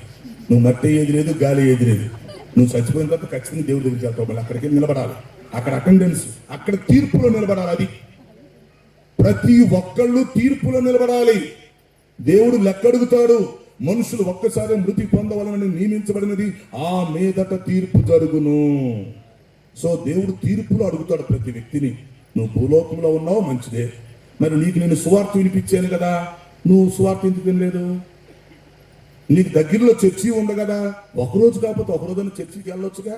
నీకు ఇష్టం లేకపోయినా వరకు వెళ్ళి రావచ్చుగా శాంపిల్గా. ఎందుకు వెళ్ళలేదు? నేను యేసు ప్రభువుని భూమి మీదకి వచ్చా, నువ్వెందుకు తెలుసుకోలేదు? సరే నీకు ఇష్టం లేదు, కరెక్టే. ఇష్టం లేకపోయినా ముందు అసలు తెలుసుకోవచ్చుగా. ఇప్పుడు ఉదాహరణకి ఇప్పుడు కమలాకాయ ఉంది, అది తీగా ఉందో, పుల్లగా ఉందో, చప్పగా ఉందో నాకేం తెలుసు? అది తింటే కదా నాకు తెలిసేది. నేను కమలాకాయ పట్టుకొని ఇది పుల్లగుందని చెప్తే ఎట్టకు తిరిగి అది నాకెలా తెలిసిద్దండి? అది తీగుందో, చప్పకుందో, పుల్లగుందో నాకేం తెలుసు? నా చేతిలో కమలాకాయ ఉంది, నేను పట్టుకొని ఎందుకులే తింటాం, ఇది పుల్లగొందలే, ఎందుకులే అని నేను అనుకుంటే అది కరెక్ట్ అయింది. ఆలోచించండి. నా చేతిలో ఉన్న కాయ పుల్లగొందని చెప్పి నేనే అనుకొని నేనే తినకుండా ఉంటే అది తెలివి తక్కుతాను. అది రుచి చూసినప్పుడే కదా నాకు తెలిసేది. రేపు దేవుడు అదే అడుగుతాడు. నీకు ఇష్టం లేకపోయినా కనీసం తెలుసుకోవాలి కదా. తెలుసుకునే ధర్మం నీకు లేదా? నేను నీకు మానవ జన్మిచ్చి నిన్ను భూమి మీద పంపించి అన్ని సంవత్సరాలు నిన్ను బ్రతికిచ్చి నీ కోసం సేవకుని పంపించి సువార్త వినిపించి నేను భూమి మీదకి వచ్చి సువార్త చెప్పి ప్రాణం పెట్టి రక్తాలు కార్చి నిన్ను నేను క్షమించాలని ఆశపడతా ఉంటే నీ జీవిత కాలంలో ఒక్కసారైనా నన్ను తెలుసుకోవా? ఒక్కసారైనా. సో ప్రియమైన వారిని గమనించండి. రేపు మనం చనిపోయిన తర్వాత గుర్తుపెట్టుకోండి, మరలా నాకు చెప్పలేదు అనగాకండి. మీకు చెప్తున్నాం, తెలియపరుస్తున్నాం. మా ధర్మం నేను తెలియపరుస్తున్నాం, తర్వాత మీ ధర్మం మీది. మనము చనిపోయిన తర్వాత ఆత్మ బయటికి వెళ్ళును. ఎందుకనగా దానికి చావు లేదు, అది సృష్టించబడలేదు. అది దేవుళ్ళలో నుంచి మనలోకి వచ్చింది కనుక తిరిగి దేవుడి దగ్గరికి వెళ్ళిపోతుంది. దేవుడి దగ్గరికి వెళ్ళి అక్కడ తీర్పులో నిలబడిద్ది. అప్పుడు దేవుడు అడుగుతాడు దాన్ని, ఏంటి నీ పరిస్థితి ఏంటి? ఏదో భూలోకానికి వెళ్ళొచ్చినట్టున్నావుగా, వెళ్ళొచ్చానండి. 60 సంవత్సరాలు బ్రతికొచ్చావు, 70 సంవత్సరాలు అక్కడ బ్రతికొచ్చావు కదా. అవునండి. అక్కడ ఎలా బ్రతికొచ్చావు? మంచి బిల్డింగ్లో ఉండి వచ్చానండి, మంచి పదవిలో ఉండి వచ్చానండి. సరే, చాలా సంతోషం. మంచి బిల్డింగ్లో ఉన్నావు, మంచి పదవిలో ఉన్నావు, మరి తెలివికల్లా ఉడివి తెలివికల దానివి. కానీ మరి అక్కడ ఉండగానే నీ ఆత్మరక్షణ గురించి తెలుసుకోకుండా వచ్చేవేంటి? ఒక్కసారి నీకు మతిపోయింది అన్నమాట. ఇంకంతే, మతిపోయింది నీకు. నువ్వు భూమి మీద ఉండగా నీ ఆత్మరక్షణ గురించి తెలుసుకోకుండా వచ్చేవేంటి? రక్షకుడి గురించి నువ్వు తెలుసుకోకుండా వచ్చేవేంటి? అయ్యా నువ్వు అక్కడ ఉన్నావు, మంచిదే, బాగా సంపాదించావు, వెరీ గుడ్, తెలివికల్లా ఉడివి, మంచి బిల్డింగ్ కట్టావు, కారు కొన్నావు, పిల్లలకు బాగా పెళ్లిళ్ళు చేసావు, మరి చాలా మంచిగా బ్రతికావు, కరెక్టే. కానీ నువ్వు అక్కడ ఉన్నప్పుడు కనీసం నిన్ను సృష్టించిన నా గురించి తెలుసుకోకుండా వచ్చావంటే నిన్నేం చేయాలి? నిన్ను సృష్టించింది ఎవడో తెలుసుకోకుండా ఇక్కడికి వస్తావా నువ్వు? ఏమి నువ్వు ఇన్ని సంవత్సరాలు బ్రతికి నేను నిన్ను సృష్టించిన విషయం కూడా తెలుసుకోకుండా వస్తావా? నువ్వు నీ ఆత్మ గురించి తెలుసుకోకుండా వస్తావా? రక్షణ గురించి తెలుసుకోకుండా వస్తావా? నీ పాపాలు నేను క్షమిద్దామని చెప్పి 60 సంవత్సరాలు ఎదురు చూస్తా ఉంటే క్షమాపణ పొందుకోకుండా ఇక్కడికి వచ్చావు సచ్చి. అక్కడ ఉండగా నిన్ను క్షమిద్దామని నేను చూసా భూమి మీద, నిన్ను క్షమించాలని, నీ పాపానికి ప్రాయశ్చిత్తం చేయాలని, నీ పాపానికి నా రక్తం కార్చి ఎలాగైనా నిన్ను క్షమించాలని నేను ఆలోచన చేస్తే 60 సంవత్సరాలు నీ కోసం ఎదురు చూస్తే కనీసం క్షమాపణ పొందుకోకుండా ఇక్కడికి వచ్చావు. ఇంకేం చేయాలన్నా? దానికి నేనేం చేయాలి? నిన్ను క్షమించాలని చెప్పి నేను ఎదురు చూస్తే, నేను వెతుకుతూ ఉంటే, నేను నా సేవకులను పంపిస్తే, నేను సువార్త చెప్పిస్తా ఉంటే నువ్వు పట్టించుకోకుండా వస్తే ఏం చేయాలి? అందుకనే మా బ్యానర్లో ఒక వాక్యం ఉంటుంది నా వెనక, యెషయా 65:2 ఉంటుంది. లోబడనొల్లని ప్రజల వైపు దినమెల్ల నా చేతులు చాపి ఉంచాను. తమ ఆలోచనను అనుసరించుచు చెడు మార్గములలో నడుచు వారి నిమిత్తము లోబడనొల్లని ప్రజల వైపు దినమెల్ల నా చేతులు చాపి ఉంచాను అని యెషయా 65:2 చెప్పాడండి. చేతులు చాపే ఉంచుతున్నాడు నీ కోసం. నీకు ఊహజ్ఞానం తెలిసిన దగ్గర నుంచి, తమ్ముడు, అమ్మ, తల్లి, బాబు, నీకు ఊహజ్ఞానం తెలిసిన దగ్గర నుంచి నువ్వు చనిపోయేంత వరకు నీ కోసం దేవుడు చేతులు చాపి పెట్టాడు. నీ ఇష్టం. దేవుడు నీ కోసం చేతులు చాపి పెట్టాడు. ఎందుకో తెలుసా? నిన్ను చేర తీసుకోవటానికి, నిన్ను ఎత్తుకోవటానికి, నిన్ను రక్షించటానికి, నిన్ను క్షమించటానికి. నువ్వెంత దుర్మార్గ పనులు చేసినా, నువ్వు త్రాగుపోతావచ్చు, తిరిగిపోతావచ్చు, మోసగాడు అవ్వచ్చు, అన్యాయం చేయొచ్చు, ఏదన్నా చేయొచ్చు, తెలుసో తెలియకో చేయొచ్చు. కానీ నువ్వు ఆయన నమ్ముకుంటే, ఆయనకి సారీ చెబితే, నిన్ను రక్షించాలని, నిన్ను క్షమించాలని, రేపు చనిపోయినాక ఎట్టి పరిస్థితిలో నువ్వు నరకానికి వెళ్ళకూడదని నీ కోసం దేవుడు చేతులు చాపి ఉంచాడు. ఆ చాపబడిన చేతుల గురించి కూడా తెలుసుకోకపోవటం మనమే దానికి బాధ్యులం. ఆ చాపబడిన చేతులు రేపు నువ్వు చచ్చిపోయిన వెంటనే నీ ఆత్మ అక్కడికి వెళ్ళగానే ఆ చేతులు చూపిస్తాడు. ఇదిగో నీ కోసం నా చేతులు చాపిన చూడు అని. ఆ చాపిన చేతులు, ఆ చేతుల్లో నుంచి రక్తం కారుతా ఉంటే అప్పుడు నీ మీద నీకు అసహ్యం వేసి తెలుసా? ఎవడేమనరు, దేవుడేమనరు, నిన్ను మనుషులేమనరు, ఎవరేమనరు, నీ మీద నీకే చీకొట్టుకుంటావు. నువ్వు అసహ్యం వేసింది. నేను ఎంత మూర్ఖుడినా, ఎంత పనికి మాలిన ఉన్నా, ఎంత పనికి మాలిన దాన్నా, నా కోసం నా జీవితం అంతా చేతులు చాపి పెట్టాడు కదా ఆయన. ఆయన చేతులు అలాగ చాపి పెడితే ఆ చేతుల్లో నుంచి అలా రక్తం కారుతా ఉంటే, ఆయన నా కోసం ఎదురు చూస్తా ఉంటే, కనీసం నేను చచ్చిపోయే లోపు ఒక్కసారన్నా తెలుసుకోకుండా చచ్చానేంట్రా బాబు, ఒక్కసారన్నా తెలుసుకోకుండా ఉన్నానే దేవుడు నన్ను ఇలా ప్రేమిస్తున్నాడని, నాలో ఆత్మ ఉన్నదని, ఈ ఆత్మకు రక్షణ కావాలని, ఈ ఆత్మ నేను ఆర్పుకోకూడదని, నేను తెలుసుకోకుండానే చనిపోయాను ఏంటో అని నీకు నువ్వే ఎంత బాధపడతావు తెలుసా? రేపు చనిపోయినాక ఆత్మరూపంలో చాలా బాధపడతావు. నువ్వు తీర్పులో నిలబడతావు. అప్పుడు దేవుడు చెప్తాడు, అయ్యా, అమ్మా, నేను నీకేమీ చేయలేను, నువ్వు బ్రతికున్నంత కాలం నీకు రక్షణ ఇద్దామని చూశా, చేతులు చాపి ఉంచా, నిన్ను క్షమిద్దాం అనుకున్నా, నువ్వెంత దుర్మార్గం పనులు చేసినా నేను క్షమిస్తా, కానీ నువ్వు చనిపోయి వచ్చావు కాబట్టి చేయగలిగింది ఏం లేదు. నీకు ఇచ్చిన అవకాశం అయిపోయింది.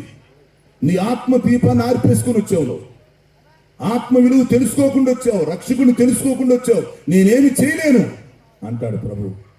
అప్పుడు నీకు నువ్వే అసహించుకుంటూ ఏడుస్తూ నిత్య నరకానికి వెళ్లాల్సి వస్తుంది. అందువల్ల ఈ రాత్రి నేను చెప్తున్నాను, ప్రియమైన సోదరి సోదరులారా, మనలో ఉన్న ఆత్మ గురించి ముందు తెలుసుకోండి. ఏదేదో తెలుసుకోవడం కాదు, ఏదేదో ఆలోచించడం కాదు. మనలో ఉన్న ఆత్మ గురించి తెలుసుకోవాలి. ఈ ఆత్మ విలువ గురించి తెలుసుకోవాలి. పైగా ఇది సృష్టించింది కాదు అని నేను చెప్తున్నాను. ఇది దేవుళ్ళో నుంచి నీ దగ్గరికి వచ్చింది. నువ్వు చనిపోయినాక మళ్ళీ తిరిగి దేవుడి దగ్గరికి వెళ్ళి అప్పుడు దేవుడు తీర్పు తీర్చినప్పుడు ఆ తీర్పులో నువ్వు నష్టపోతావు. ఆ తీర్పులో నువ్వు చాలా బాధపడతావు. బ్రతికుండగా నేను ఎందుకు ఇలాగ బ్రతికేనా, ఎందుకు ఇంత కఠినంగా ఉన్నాను, ఎందుకు మూర్ఖంగా ఉన్నాను, ఎందుకు ఇలాగ నా జీవితాన్ని వృధా చేశానని నువ్వు చాలా బాధపడతావు. అందుకని ప్రియమైన సోదరి సోదరులారా, ఈరోజు దయచేసి నా మాటలు మన్నించండి, అర్థం చేసుకోండి. మనం చనిపోయిన తర్వాత బాధపడే బదులు చనిపోయినాక తిరిగి మన భవిష్యత్తు మొత్తం మనకు తెలిసి వచ్చిన తర్వాత తెలిసినా ఉపయోగం లేదు. మనం దేవుడి దగ్గరికి వెళ్ళి తీర్పులో నిలబడే బదులు, దేవుడికి లెక్కప్పకి ఇచ్చినప్పుడు నష్టపోయే బదులు, ఎక్కడుండగానే ఈ సత్యాన్ని తెలుసుకొని మనలో ఉన్న ఆత్మను ఆర్పుకోకుండా యేసుక్రీస్తు నీ ఆత్మను రక్షించడానికి రక్షకుడిగా వచ్చాడు. నీ ఆత్మను రక్షిద్దామని వచ్చాడు. నీ పాపాలు మొత్తం క్షమించాలని వచ్చాడు. నీ కోసం ప్రాయశ్చిత్తం చేయడానికి వచ్చాడు. నీకు మోక్షం ఇవ్వటానికి వచ్చాడు. ఈ సత్యాన్ని తెలుసుకొని ఎక్కడుండగా నువ్వు ప్రభువుని నమ్ముకుంటే, ఎక్కడుండగానే యేసయ్యా నన్ను క్షమించయ్యా అని ఒక మాట అడిగితే పని అయిపోయింది. దీనికేం పెద్ద కష్టపడేది ఏమి లేదు. యేసయ్యా నన్ను క్షమించయ్యా అంటే క్షమిస్తాడు.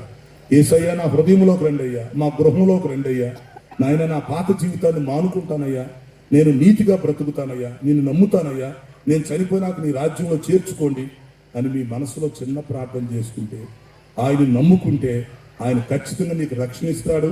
నీ ఆత్మకు రక్షణ కలుగుతుంది. రేపు చనిపోయినాక నిత్య జీవాన్ని పొందుకుంటాం.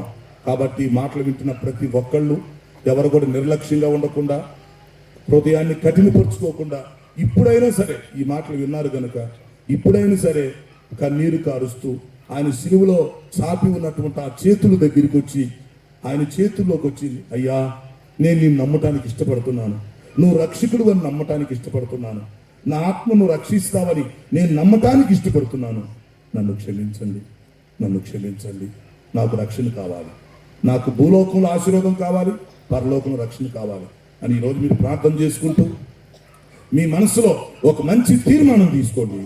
ఈరోజే మీకు రక్షణ భాగ్యం కలుగుతుంది. ఈ రోజే మీ జన్మ ధన్యమైపోతుంది. ఈ రోజే పరిశుద్ధాత్మ దేవుడు మిమ్మల్ని దర్శించి జీవ గ్రంథంలో మీ పేర్లు రాసి నిత్య జీవానికి మిమ్మల్ని వారసులుగా చేయబోతున్నాడు. ఆ విధంగా ఆ నిత్య జీవాన్ని పొందుకోవడానికి, ఆత్మరక్షణ పొందుకోవడానికి ఈరోజు ప్రతి ఒక్కరు ఆలోచించుకొని మంచి నిర్ణయం తీసుకోవాలని ప్రేమతో మనవి చేస్తూ ఈ మాటల ముగింపు తీసుకొస్తున్నాను. అట్టి కృపను దేవుడు మనందరికీ దయచేయును గాక. ఆమేన్. అందరూ తల వంచని ప్రార్థన చేద్దాం. కళ్ళు మూసుకోండి. దూరంలో ఉన్నవాడు అందరు కళ్ళు మూసుకోండి. మైక్ ద్వారా ఎక్కడెక్కడ ఈ మాటలు వింటున్నారు అందరూ కళ్ళు మూసుకోండి. తమ్ముడు, అమ్మ, తల్లి, బాబు, ఈ రోజు ప్రభు నీతో మాట్లాడుతున్నాడు. ప్రభు నీతో మాట్లాడుతున్నాడు. నీ ఆత్మరక్షణ గురించి తెలుసుకో, నీ భవిష్యత్తు గురించి తెలుసుకో. దేవుణ్ణి చే అనుగ్రహింపబడినది దేహము, సీరియస్ దేవుని పరిశుద్ధాత్మకు గొప్ప మంచి అవకాశం. దేవుని క్షమాపణ, దేవుని సారీ చెప్పడానికి ఇది మంచి టైం. ఒకసారి సారీ చెప్పు చాలు. దేవుని పరిశుద్ధ, నన్ను క్షమించయ్యా, నన్ను రక్షించయ్యా, నా ఆత్మ దీపాన్ని వెలిగించయ్యా. దేవుడితో మాట్లాడుతున్నాడు. నీ ఆత్మ గురించి దేవుడికి లెక్క అప్పగించాలి. మరణించిన తర్వాత లెక్క అప్పగించాలి. అందుకే దేవుడిచ్చిన ఆత్మ దేవుడి దగ్గరికి వెళ్ళిపోయింది. అక్కడ నువ్వు లెక్క అప్పగించాలి. ఈరోజు యేసు ప్రభువు నీ సొంత రక్షకుడుగా ప్రభువుగా నమ్ముకో. ఆయన్ని హృదయంలో చేర్చుకో. సుందరమగు అవయవములు నన్ను క్షమించమని దేవుని అడుగు. ఆయన శిలువలో కాల్చిన రక్తంలో కడుక్కో, శుద్ధీకరించుకో. సుందరమగు అవయవములు పొందికగా చేసి అందు జీవవాయువు జీవాత్మగా చేసి రూపించెను నిన్ను తన అందరూ ప్రార్థన చేయాలి. సోదరుడు తన రూపంలో చేసుకున్నాడు, తన రూపంలో చేశాడు, అవయవాన్ని పెట్టాడు, తన ఆత్మ నీలో ఉంచాడు. తెలుసుకో. తన కోసమే ప్రేమించెను నిన్ను, తన కోసమే ఎరుగవా, నీ ఎరుగవా. ఈరోజు నువ్వు తెలుసుకో. నీ వయసు గడిచిపోతుంది తెలుసుకో. నీ జీవితం క్షణభంగరం తెలుసుకో. ఈరోజు నీవు నీ సొంత కాదని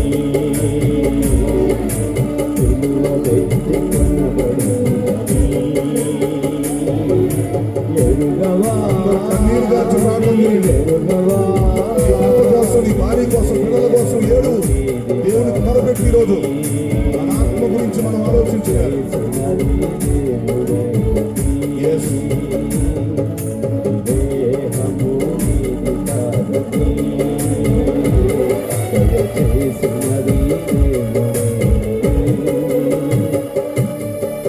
దేవుని బిడ్డ, నా దేహం, నా ఆత్మ, నా ఇష్టం అని చెప్పి అనుకుంటున్నావు, కానీ నిన్ను లెక్క అడిగే రోజు ఒక రోజు ఉన్నది.